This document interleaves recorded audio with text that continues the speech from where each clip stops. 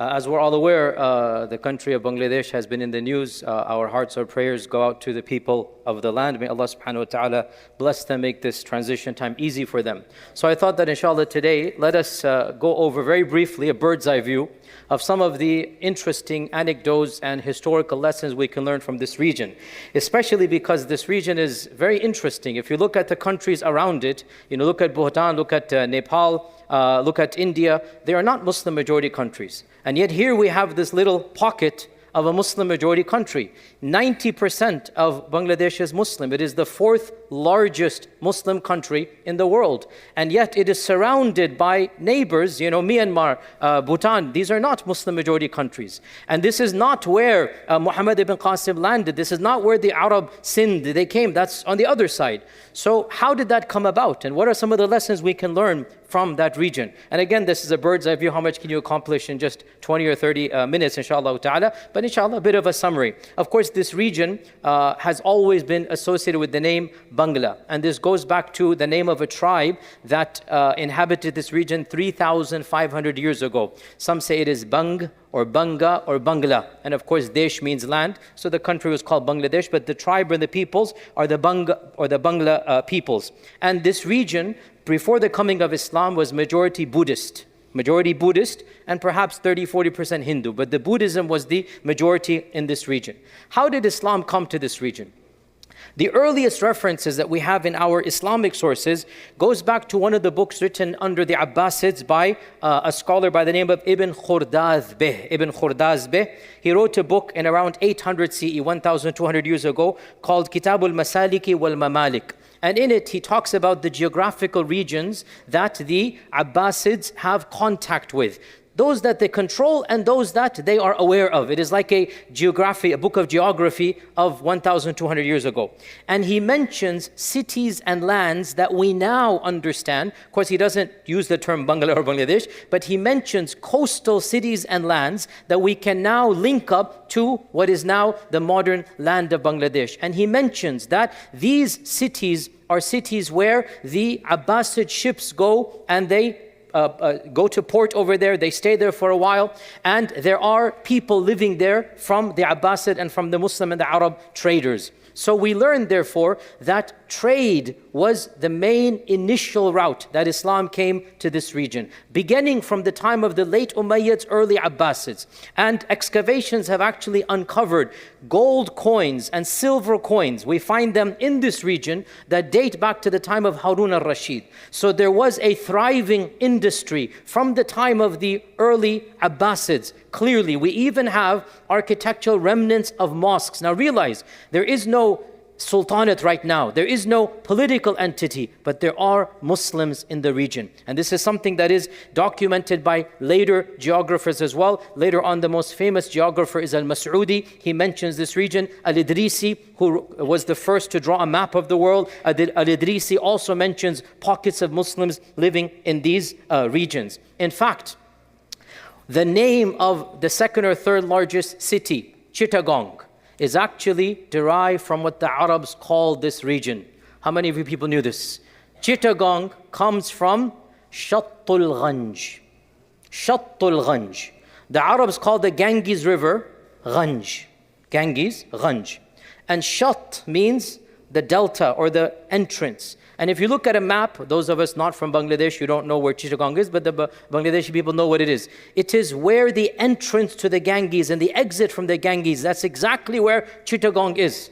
The whole river, the famous river of India, the Ganges River, its main tributary into the Bay of Bengal, its main tributary, it is right at the tip of Chittagong. And Chittagong is Shattul Ghanj. Shattul Ghanj. That is the delta of the Ganges River. And that's, the Arabs would call it Shattul Ghanj, and this eventually came into what we now call Chittagong. Now, the first Muslim power that entered here dates back to around the 10th or 11th century, and this is one of the branches of the Ghurid dynasty. The Ghurid dynasty, of course, was established northeast, but one of the branches came and conquered some of the regions until they finally made their way to Bengal. And the first famous ruler or the first conqueror of the Ghurid dynasty was Bakhtiyar Khalji. Bakhtiyar Khalji. Bakhtiyar Khalji was the one who eventually made his way into what we now call, the area of Bengal. And it is an amazing story that it is said that he was leading his army. He was so eager to enter, he only had 18 people when he entered the first village and town. And with 18 people, he began the conquest of this entire region. And Bakhtiyar Khalji established the Ghurid dynasty, but he made himself independent, but technically he's a part of the Ghurid dynasty. One thing you have to know when you listen to my history and others, you understand, yes, there was a technical khilafah, but the khilafah is not going to control every distant region. And what happens is the government might send somebody, and that somebody basically becomes semi-independent. And he's running it maybe in name only, maybe even not even in name. But this is what Al-Khalji did, and he began to mint the first Muslim coins, or the first Islamic coins date back to Al-Khalji, which is around 1200 CE, like 800, 900 years ago. He began to mint the Islamic coins of this region, and the khutbah was given in his name. Before this point in time, if there were any masjids, the khutbah would have been given in the name of the Abbasids. But now Khalji comes along and in his name and the name of the Ghurids, and thus begins the first political base, the first state, if you like, in this region of what we now call Bangladesh. And this next 300 years, we can say, technically, there's multiple dynasties. They're called the Delhi Sultanate. The Delhi Sultanate. This is the extension of the Delhi Sultanate, but the ministers, or the governors, are independent or semi-independent. But now that the political base has been established, now you have masajids popping up everywhere. And you have a new phenomenon, a phenomenon that was very common for that time, and that is preachers who would travel from Arab lands, Muslim lands, with the only intention of preaching Islam. And this began the phenomenon of the Sufi khanqahs. Sufism played a very important role in the spread of Islam in this region. And a number of famous Sufi preachers, the most famous of them, every single person of Bangladeshi heritage knows this person, and his name is Shah Jalal. Shah Jalal is the most famous one of them, but he's not the only one. But he's the most famous, and he's of the earliest one. And Shah Jalal was of an Arab descent, but he was born and raised in Konya, in Turkey. And they say that his Shaykh handed him a mission that you have to go to. He gave him some soil. He goes, wherever you find the color of the land to be the soil, that's where you will settle. So they say that Shah Jalal left Turkey, left Konya, and he kept on traveling until he made his way to this region of the Bengal. And he said, this is what my Shaykh wanted, this is where I'm supposed to be. So he spent the next 78 years. He lived to around 100 something years old, 110 years old he lived. He spent the next 78 years. In fact, it just so happened when he arrived, there was a massive battle going on between the Muslim Sultan and between one of the Hindu dynasties. So him and his scholars and Sufi shuyukh, they actually joined in this campaign. The campaign won what is considered to be a somewhat miraculous victory. And so Allah blessed him, like he was given the izzah. Like, because you guys came, you are pious people coming from the Arab and the Muslim or the Turkish lands, because of you guys, Allah blessed us to win this battle. So this established his reputation as a saint or a wali of Allah subhanahu wa ta'ala. By the way, we do believe in righteous people. We should believe this. There are righteous people, and Allah Azza wa Jalla blesses righteous people with various things. So yes, the concept is correct, no problem with that. And so Shah Jalal established his credibility right when he landed, basically. This victory boosted his credentials, but he didn't participate after this in any type of military expedition. What he did is he opened up a khanqah, he opened up a lodge, and he began preaching and teaching for the next 50 or 60 years. And what I found super interesting, I learned today that the most famous traveler of medieval Islam, Ibn Battuta, Ibn Battuta. Ibn Battuta not only visited this area, and he called it Al-Bangala. In his book, he calls it Al-Bangala. Not only did he visit this area, he lived in Sylhet, and he maybe even took a wife there. We're not sure. It looks like that as well. And he said, then I traveled 1 month to visit the most famous wali of the region, Shah Jalal. He actually met Shah Jalal. Ibn Battuta, I found out today, I didn't know this. He actually met Shah Jalal. And he describes that he was a tall, handsome frail man. He would fast continuously. He was living in a monastery, a khanqa, away from the city. His students were there, and and he mentioned some miracles or some karamat, you can say, that happened, and that Shah Jalal gifted Ibn Battuta a turban. He was very happy at this. So Ibn Battuta is he literally said this is the most famous saint in the region, which means Shah Jalal had already established his reputation in his lifetime.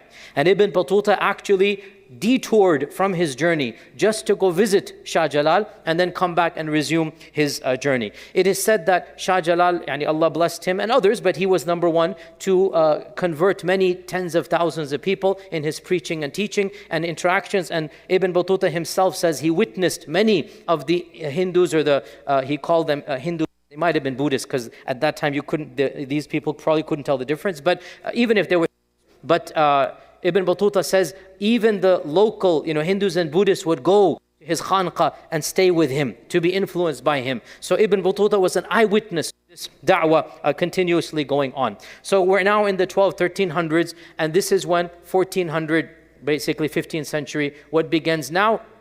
Two things.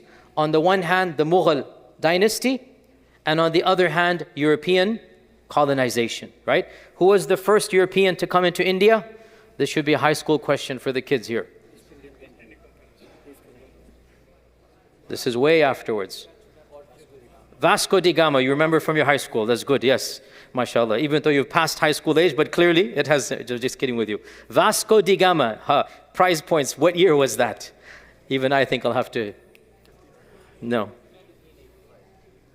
I think that is correct. I'm not sure exactly the final year, but 1490 something. I think that is correct. Vasco da Gama. Now, by the way, Christopher Columbus was trying to get to India, right? That's why he ended up over here. Like all men who get lost, he didn't ask for directions, so he came over here, okay? But Vasco da Gama, I guess, asked for directions. So once Christopher Columbus failed, they wanted to get to India. Why did they want to get to India? Because India was the land of treasure, the land of spice, the land of fertility, the land of produce, the land of fruits, like the soil of India, and especially the region of Bengal has always been of the most fertile.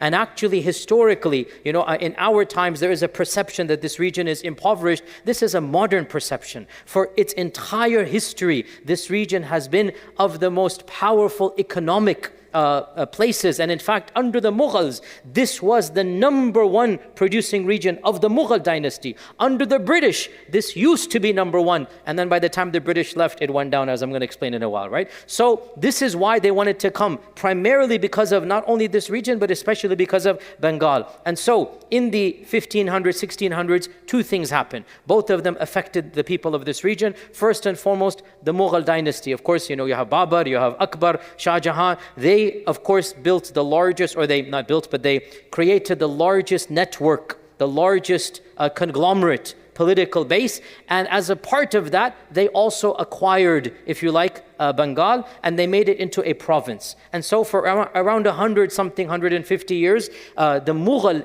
Empire was the one in charge, and there was a province, they called it the Bengal Subah. They had the province that was semi-independent but still under the Mughals.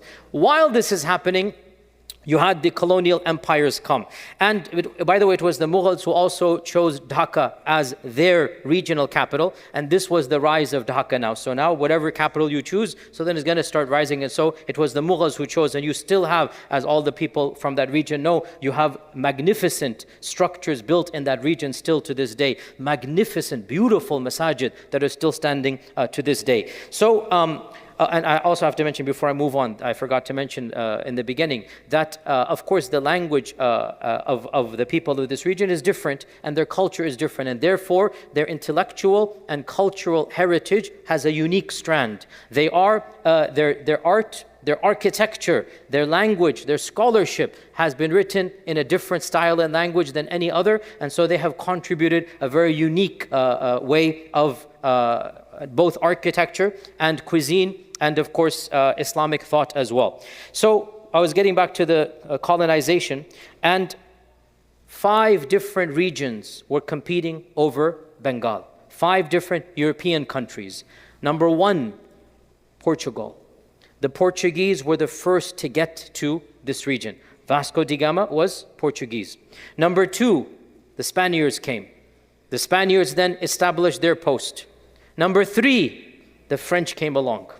The French came along and they also established their post. And number 4, the Dutch. The Dutch came as well.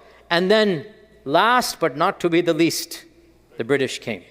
Now each one of these 5 established East India Trading Company, Dutch East India Trading Company, Portuguese East India Trading Company, British East India Trading Company.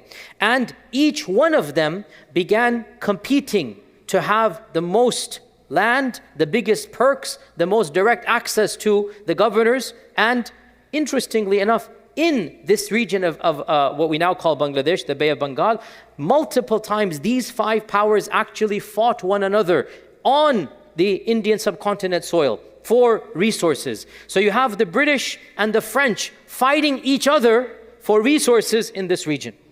And sometimes they're bringing in the locals as well, because there's something called sepoy. And the sepoy is a local who is paid by the British or the Dutch or the French. So you had a class of Indians or Bengalis, you had them being paid by these European superpowers, and they're fighting each other on behalf of these superpowers. So in any case, what happened was these 5 entities, all of them attempted to negotiate the best treaties with the governor. And this also coincided with the waning of the Mughal Empire. The Mughal Empire started to decline in its power, and so this region became once again independent. And another superpower was established, regional superpower. Let's call it the Nawabs of Bengal. Now technically the Nawabs of Bengal were multiple dynasties, as is usually the case. It wasn't just one dynasty, but for another 200 years you had 150, you had many dynasties that are not under the Mughal Empire. They don't need to get permission from the Mughal Empire. So the regional 5 colonial powers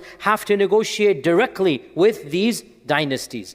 And one of them was to change the course of the entire region's history, and that is Siraj ud-Dawla. Siraj ud-Dawla in 1756. He was the Nawab of Bengal.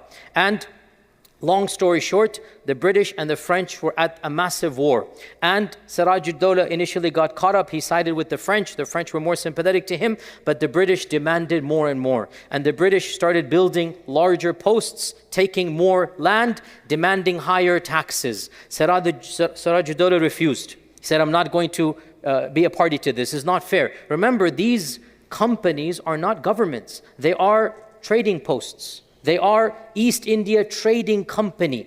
Sure, they have mercenaries, but they're not governments. This is like you open up a shop somewhere and the shop is surrounded by your mini army. That shop becomes a mini city. That shop starts taking the land around it. This is what these principalities did. Siraj ud-Dawla said, enough is enough. You guys are not welcome here.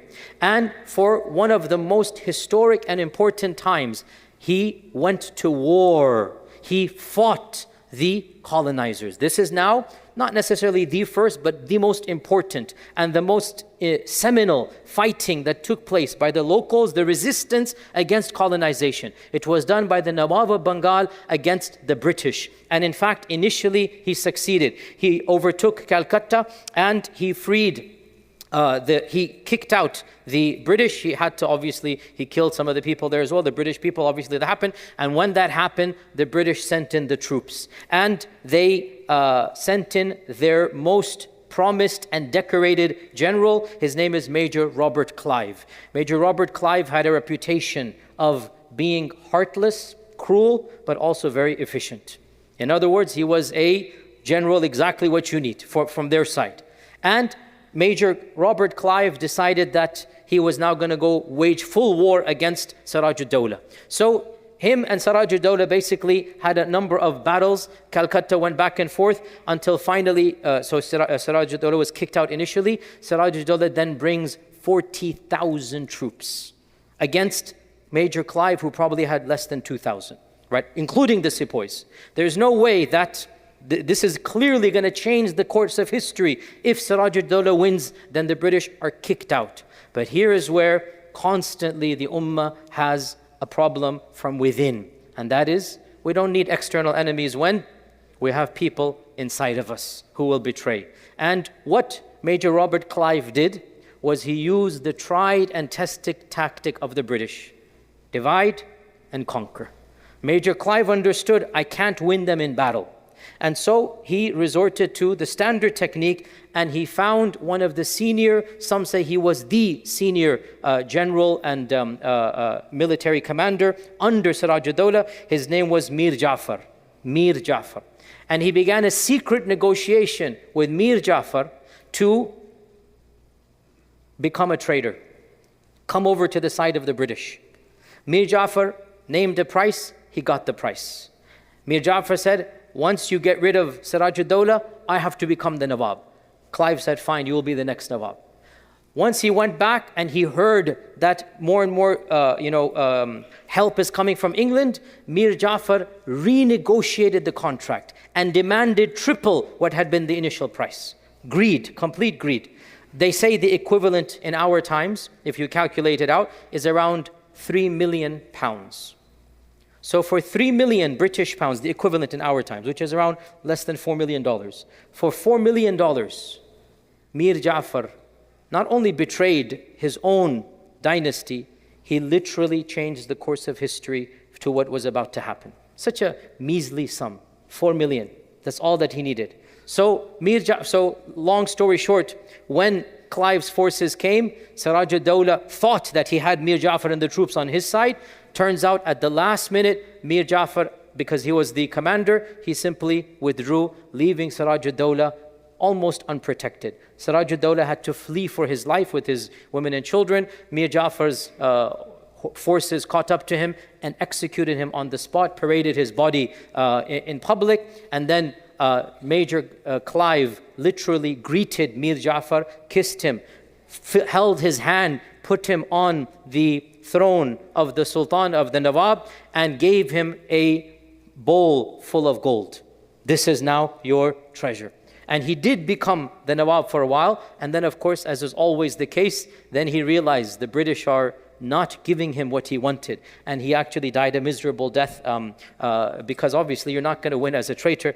For those of you who studied Iqbal has some really famous poetry about this, right? I'm going to really mess this up, but Jafar az Bengal wa Sadiq az Dakkan, nange Adam, nange Deen, nange Watan, na Qabul wa na Umeed wa na Murad, millat az Karshan andar fasad. Is that right? Right translation? Andar fasad? Is that right? This is Farsi, right? So Iqbal has some really beautiful lines here that Ja'far from Bengal and Sadiq from Dakkan. Mir Sadiq was somebody who betrayed Tipu Sultan, right? So Ja'far from Bengal and Sadiq from Dakkan. These people are Nange Adam, disgrace to mankind, and Nange Deen, disgrace to their deen, Nange Watan, disgrace to their homeland. Na Qabul, they have no acceptance, they are hopeless, they are unfortunate, and because of them, an entire nation was corrupted by their actions. This incident is called the famous Battle of Plassey. The town is Pelashi, so the British call it Plassey, the Battle of Plassey. The Battle of Plassey in 1756, it changed the course of history. Literally, this is the most important battle that every student of history is aware of, because when the Major Clive won over the Sultan or the Nawab of Bengal, what was the result of that? A number of things. First and foremost, this now established British superiority over all of the other colonizers. Now England is dominating, even though before this the Portuguese had dominated. Because of the Battle of Plassey, now England has the upper hand. Secondly, now that England has basically conquered Bengal, this is the nail in the coffin for the Mughal dynasty. That's it. This is the most important province, the most expensive, the highest, produce. And now it's not in the hands of the Mughals, even though nominally it was technically not there, but still there was this notion. So now that the British are here, then what's going to happen from 1757 until the famous, what is called Mutiny or War of Independence, 1857, 100 years. The British changed from being a trading post to becoming the British Raj. The beginning of this, the Battle of Plassey, when the Muslims of the Bengal province, when the Sultan of the Nawab province was betrayed by his minister, it was inevitable. That's it. One thing led to another, and in 1857, the British annulled the Mughal dynasty, kicked out the last Mughal Sultan, who died a very lonely death in Bahadur Shah, Zafar Bahadur Shah. There's a picture of him, the only picture we have of a Mughal emperor on his deathbed in 1860 or something. It's a sad, sad portrait of a person lost everything. So he was exiled, and the British then took over. And of course, when the British take over, what do you think is going to happen? They're not interested in the people. They're interested in their pockets. And for the next 90 years, they fleeced this region that used to be the number one. Bangladesh, or this area of Bengal, has always been known. Ibn Battuta, I read this today just to refresh my memory. It's been many years since I read Ibn Battuta, and I forgot he had mentioned Bangladesh. Ibn Battuta has an entire paragraph shocked at how cheap the produce of Bengal is. He mentions prices. He says, for one dirham, I can get 3 chickens, He says, I have never seen this much rice in my life. This is Ibn Battuta describing this how many centuries ago. And he goes, you can purchase this much quantity for a small amount of rice. And he said, my friends here, they told me that for 8 or 9 dirhams, they can spend the whole year with enough money and food for eat. So he's describing a land that is rich in produce, that is rich in food, and has easily accessible. In his whole travels, he has hardly seen a land as rich and as useful and economic as this region is. But what's going to happen? That's why the British were eager. That's why the Battle of Plassey is taking place. That's why all of this is happening. Once the British come, khalas, topsy-turvy, 180. From 1857 up until 1947, 90 years, this region went from being number 1 to, subhanAllah, almost all the problems we can blame. And I say this over and over again, do not be fooled. Wallahi, do not be fooled. The enemies come, they want to make us enemies in between. The number 1 enemy that we have is the colonizers. Do not be fooled by their rhetoric. They put it in your mind to divide and conquer. No, it comes from them. They're the ones who did all of these, negatives that happened. You can 95% you can blame on the tactics of the British. Time is limited. I have to mention one thing that the British did. This is something every one of you should know. The worst man-made disaster in this century, or of the top 3, took place in this region caused by the British. In 1943 and 1944. Every person here from that region is well aware of what happened. I'm sure many of you have stories of your grandparents about what happened during this time. The infamous famine that took place, in which we don't even know how many people lost their lives. That we can't even calculate. Like 5 or 10% of the region's population disappeared in 1 year.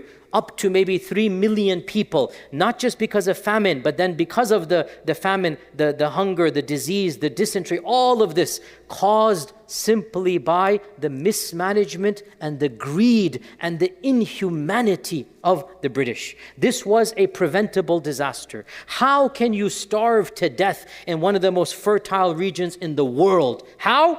When you have British who are more interested in sending food to their troops, not caring about the local, because World War II is going on. And so the British, a series of bungling mismanagements that they didn't care about.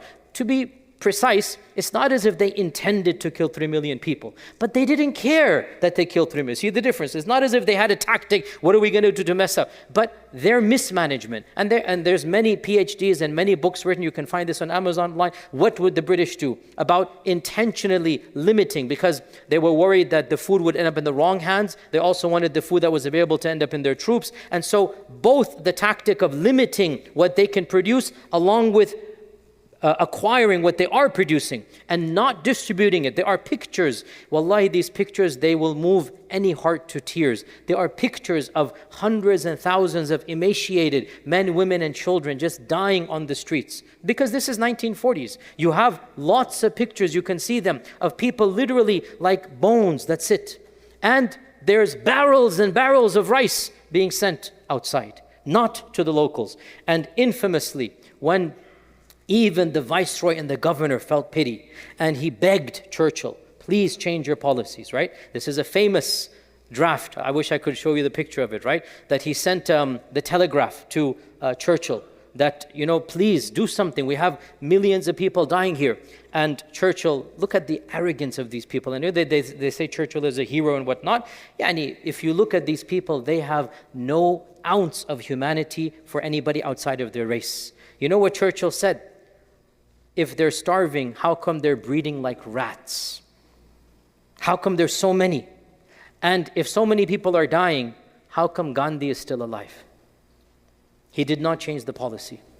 Literally, even the local governors begging him, and he has it in his handwriting, that, they're still breeding like rats. He called the people there, they were all Muslims, he called us their rats. He goes, look at their quantity. They're people like rats. Why should I change my policy? And if they're all dying, I want Gandhi to die. Why isn't Gandhi dying? Just the amount of racism and arrogance that in that, cruel. And because of this, as we say, we'll never know for sure, but maybe up to 3 million people passed away. And of course, it's because of this that there was a strong resistance from this region against the British. Many famous thinkers and many intellectuals, they championed for freedom, along with people in other regions. Bangladesh, or in this region, of course, is not called Bangladesh right now, but the people of this region are of the most antagonistic. And eventually, of course, in 1947, as you're aware, that is when the British had to leave. And because this is now a Muslim majority land, so then they also granted it separate independence. And now, as you know, multiple changes are happening. So we ask Allah subhanahu wa ta'ala to bless the people of this region. Wallahi, our hearts, wallahi, I swear to you, my heart, my du'as are for the people. It was so, joyous to see, some of the things happening. Alhamdulillah, alhamdulillah. In the end, we just make dua, all we can do. We make dua to Allah subhanahu wa ta'ala that Allah azza wa jal protects the people, blesses them with a government that genuinely cares about them and their interests, that blesses them with a government that wants to protect their own civilization and culture. 90% Muslim, they should be proud of this. They give so many, contributions to the ummah. So may Allah subhanahu wa ta'ala protect them, bless them, grant them hidayah, and inshallah ta'ala let us see Izzah back as it used to be, the political and economic capital for thousands of years. We pray inshallah ta'ala this returns. Jazakumullah khair. Assalamu alaikum wa rahmatullahi wa barakatuh.